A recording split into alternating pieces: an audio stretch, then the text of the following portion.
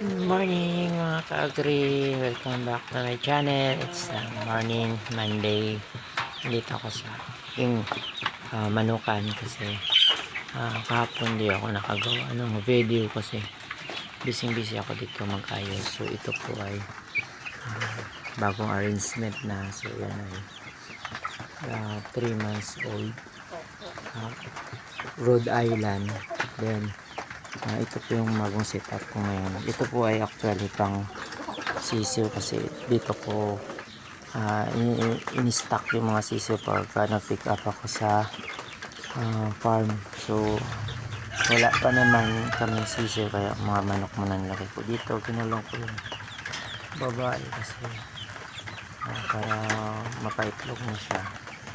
Then itong lalaki yan. Then another lalaki. Yan lalaki. Tapang yan, agresibo yan. Babae kumakakling ang labayo.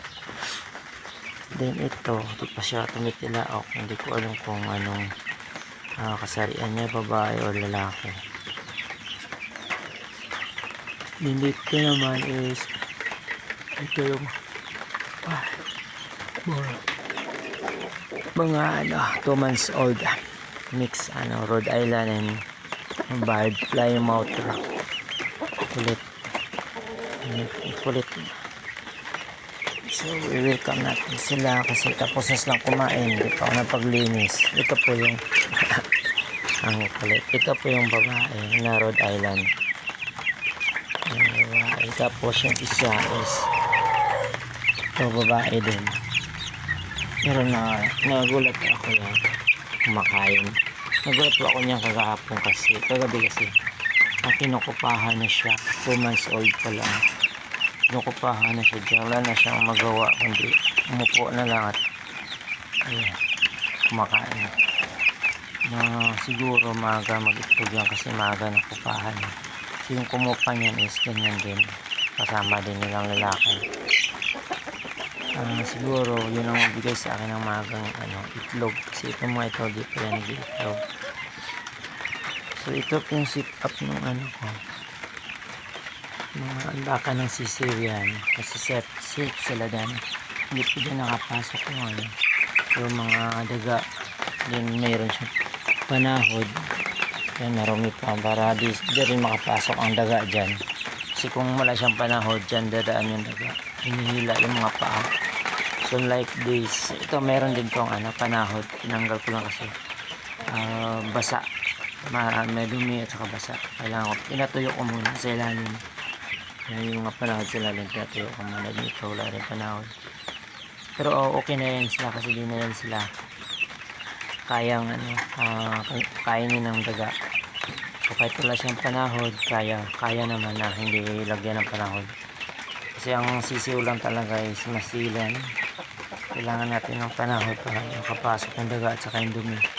Masilan din na sila sa dumi kasi hindi sila ayaw nila ng lagi siya na lalagyan lang na mo yung yung ammonia.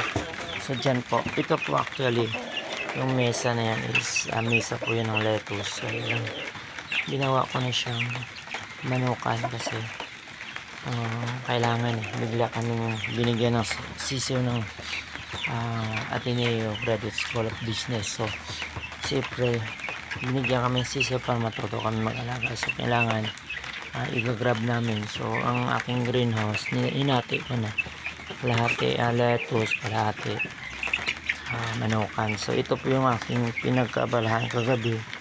Ginawa ko yung another kulungan yan. So yun ay matagal-tagal ang ginawa kasi pinatalian ko yung net.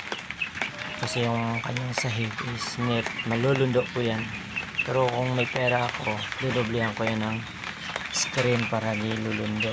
So yan ay ready na po gamitin. Pero di pa siya pwede. Sa taas kasi wala pang bubong. Nababasa. So ito yung aking imbaka ng mga pagkain. Ayan, pinakpang ko muna kasi di pa ako tapos.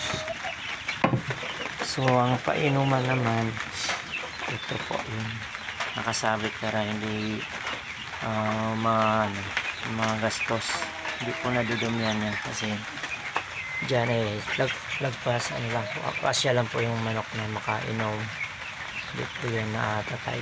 Saka, din yan po ang aking mini parents house. Yan. Diyan sa labas, nakakalabas sila dyan. Kasi, open yan.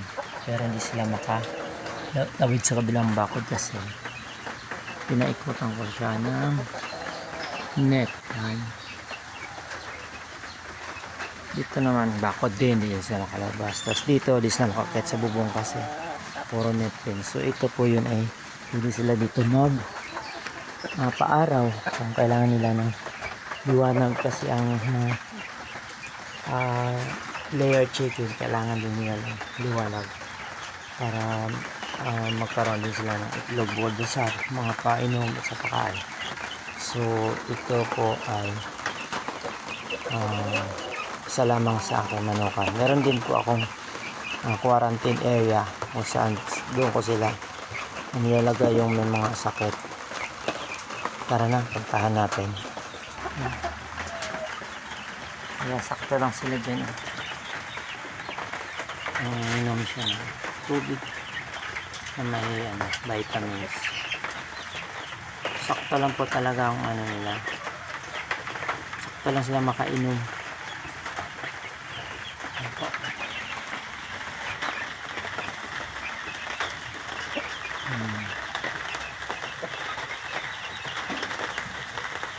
Tara na, sabay muna tayo sa kabila. Ito po yung aking quarantine area. Dito malayo po sila doon sa aking greenhouse. Malayo po siya sa aking bahay ng manok. Dadaan muna sa greenhouse bago makapasok dito sa quarantine area. Yan po. Dito ko na quarantine yung aking mga. Actually ito gawa ko rin tong cage na to.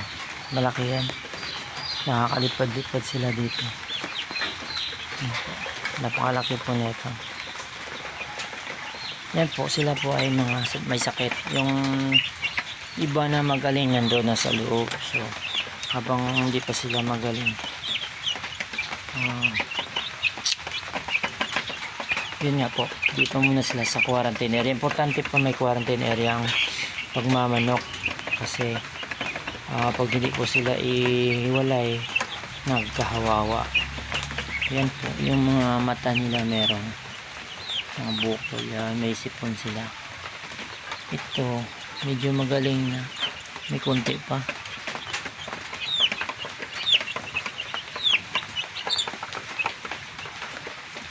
Ayan.